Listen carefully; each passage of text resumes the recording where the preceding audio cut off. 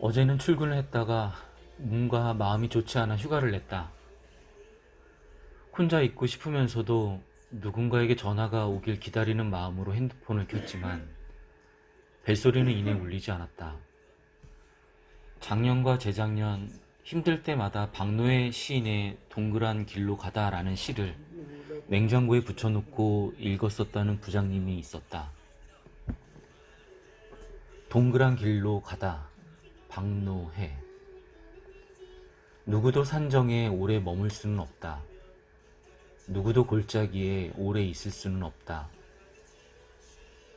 삶은 최고와 최악의 순간들을 지나 유장한 능선을 오르내리며 가는 것. 절정의 시간도 짧다. 최악의 시간도 짧다. 천국의 기쁨도 짧다. 지옥의 고통도 짧다. 긴 호흡으로 보면 좋을 때도 순간이고 어려울 때도 순간인 것을, 돌아보면 좋은 게 좋은 것이 아니고 나쁜 게 나쁜 것이 아닌 것을. 그러니 담대하라. 어떤 경우에도 너 자신을 잃지 마라. 어떤 경우에도 인간의 위험을 잃지 마라. 소주 한 잔 생각날 때 언제든 연락 달라던 그 부장님께 전화를 했다. 짬뽕 국물에 고량주를 마셨다. 오늘 같은 날 딱 좋은 술이었다. 소주보다 쓰고 단 고량주. 처음에는 웃으면서 이야기를 시작했는데 얘기를 하다 보니 나도 모르게 흐느끼고 있었다. 울분. 억눌러 왔던 감정이 한순간 울음으로 터져 나왔던 것 같다. 대학교 때 심리학 교수님이 말씀하시길 울음은 일종의 퇴행적인 유아기적 행동이라고 하셨는데 40살이 넘어서도 나는 아직도 유약하고 어른스럽지 못한 것 같다. 집으로 돌아오는 길에 아버지께 전화를 했다. 힘든 얘기를 하고자 했던 건 아니었고 다만 아버지 목소리가 듣고 싶었다. 아버지는 신장이 안 좋은지 몸에 붓기가 안 빠져서 내일 입원하신다고 하셨다. 순간 나는 내가 여기서 도대체 뭘 하고 있는 거지 하는 생각이 들었다. 그리고 담당 부자님께 그 밤에 카톡을 남기고 오늘 휴가를 냈다. 그렇게 도망치듯 세상으로부터 빠져나와 나는 지금 아버지 옆에 앉아 있다. 아버지는 중학교를 졸업하지 못하셨다. 5남 4녀 중 둘째 아들로 전라도 보성에서 태어나신 아버지는 할아버지께서 장남이신 큰아버지를 공부시켜야 한다고 내 아버지는 일만 시키는 걸 못 이기고 집을 일찍 나섰다고 한다. 큰아버지는 대학교 교수를 하셨었고 작은아버지는 의류업계 전무도 했고 막내 작은아버지는 지자체 의원을 하고 계신데 못 배우고 힘들게 사신 아버지가 안타깝다. 아버지는 3번의 결혼과 3번의 이혼을 하셨다. 첫 번째 어머니 사이에서 나하고는 13살 차이 나는 형을 낳았다. 기억은 안 나지만 형은 홍천에서 고등학교를 다니다가 중퇴하고 춘천에서 검정고시를 준비하다가 관뒀다고 한다.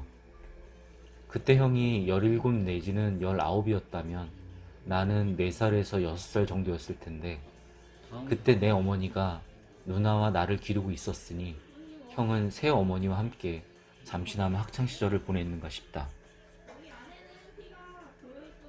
아버지는 내 친어머니 사이에서 2살 터울인 누나와 나를 낳았다. 친어머니는 내 기억으로도 화려하고 외부 활동을 좋아했었다. 강원도에서 서울로 꽃꽂이도 배우러 다니셨고 사교 활동도 하셨던 것 같다. 중간에 바람도 피셨던 것 같고. 나 유치원 때 아버지는 친어머니와 이혼을 하셨다. 그 이후로 누나는 어머니와 왕래를 했지만 의리 때문이었는지 아님 아버지가 무서워서였는지 나는 어머니와 만나지 않았다. 아버지는 나 초등학교 2학년 때 새 어머니와 결혼을 하셨다. 근데 하루가 멀다 하고 싸웠다.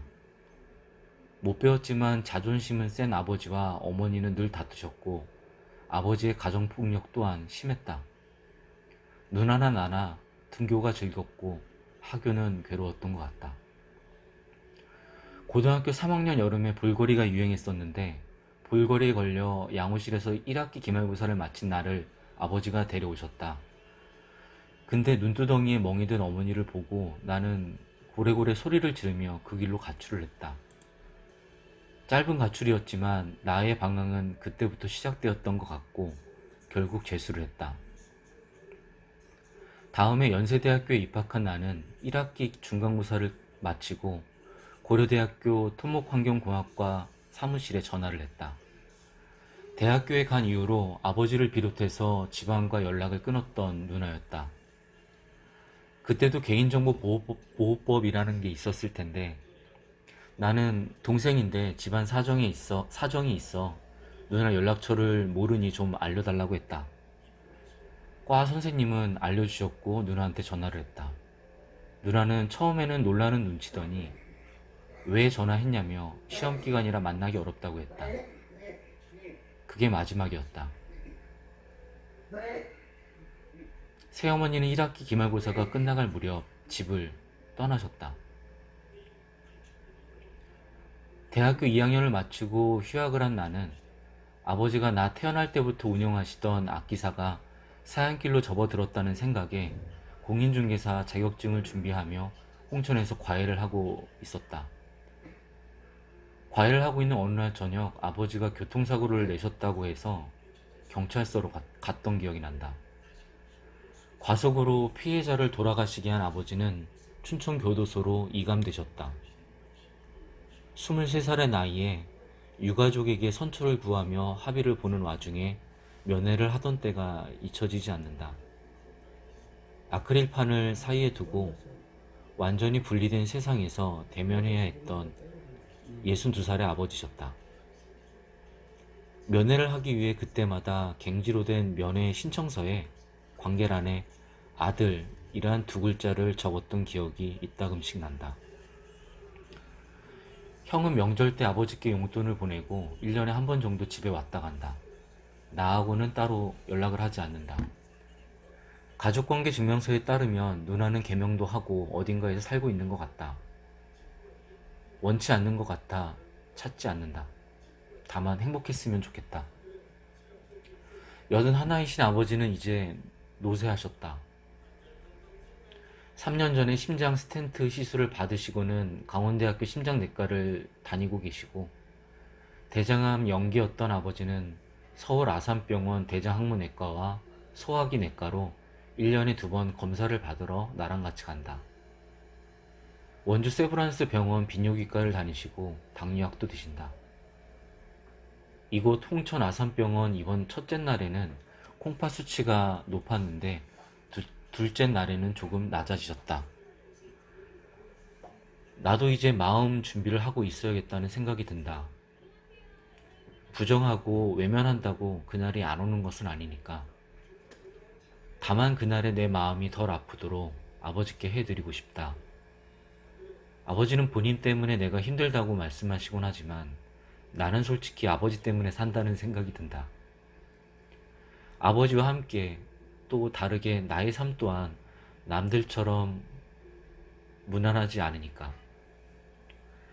어찌 보면 힘든 두 남자가 서로에게 의지하며 버티며 살아가고 있다는 게 맞을 것 같다. 나는 아버지를 사랑한다. 근데 아버지 계시는 날까지 그 말 한마디 건넬 수 있을지 모르겠다.